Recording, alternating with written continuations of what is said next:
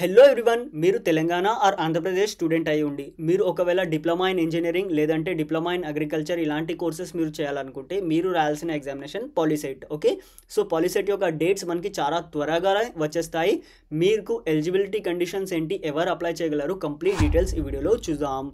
If you are new to channel, please subscribe and press bell icon to get notified whenever a new video will be uploaded. సి మీకు ఇక్కడ కావాల్సిన eligibility conditions చాలా సింపుల్గా ఉంటాయి. మీరు 10th క్లాస్ పాస్ అయ్యి ఉండే, ఓకే, సో మీరు 10th క్లాస్ పాస్ అయ్యి ఉంటే మీరు ఇక్కడ అప్లై చేసుకోవచ్చు. ప్లస్ మీరు తెలంగాణ ఆర్ ఏపీ స్టూడెంట్ అయి ఉంటే మీరు అప్లై చేసుకోవచ్చు. ఓపెన్ కేటగిరీ కూడా ఉంటుంది వేరే స్టేట్ వాళ్ళ కోసం, కానీ మనం తెలంగాణ ఆర్ ఏపీ స్టూడెంట్స్ గురించి మాట్లాడదాం. ఓకే, సో ఎస్ఎస్సి చేసి ఉండాలి తెలంగాణ ఆర్ ఏపీలో, లేదంటే సిబిఎస్ఈ ఐసిఎస్సి ఓపెన్ స్కూల్ చేసిన వాళ్ళు కూడా ఎలిజిబుల్ అవుతారు. సో ఇక్కడ చూడండి, మీకు 35% మార్క్స్ అని చూపిస్తుంది. మనం ఆల్రెడీ పాస్ అయిపోయాము 10th క్లాస్ అంటే మన దగ్గర 35% మార్క్స్ ఉంటాయి. ఓకే, సో ఇక్కడ చూడండి ఇంకా కండిషన్ కూడా ఉంటుంది. అదేంటి అంటే should have passed all the subjects including maths, physics, chemistry with 35% marks in each. Okay, so suppose మనకి మ్యాథమెటిక్స్ ఎగ్జామినేషన్ ఏదైతే ఉంది కదా, దాంట్లో కూడా మనకి 35% మార్క్స్ వచ్చి ఉండాలి.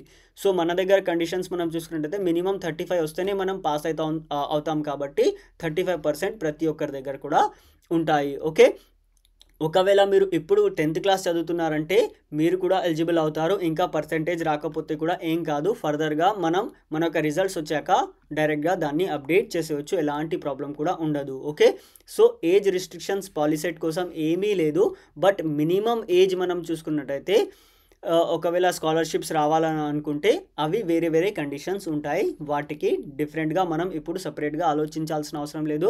ప్రతి ఒక్కరు కూడా 10th తర్వాతనే రాస్తున్నారు కాబట్టి మీకు ఎలాంటి ప్రాబ్లం కూడా ఇక్కడ ఏజ్ లిమిట్లో జరగదు. ఓకే, సో డీటెయిల్డ్ అనాలిసిస్ మనం ఫర్దర్గా ఇంకా వీడియోస్లో చూద్దాము. మీరు 10th క్లాస్లో ఉంటే మీరు పాలిసెట్కి అప్లై చేసుకోవచ్చు. ఫర్దర్గా కండిషన్స్ ఏమైనా ఉంటే నేను ఫర్దర్గా వీడియోస్లో ఎక్స్ప్లెయిన్ చేసేస్తాను. ఓకే, సో దీనికి సంబంధించి మీకు ఎలాంటి డౌట్ ఉన్నా కామెంట్ చేయండి, డెఫినెట్లీ ఐ విల్ రిప్లై.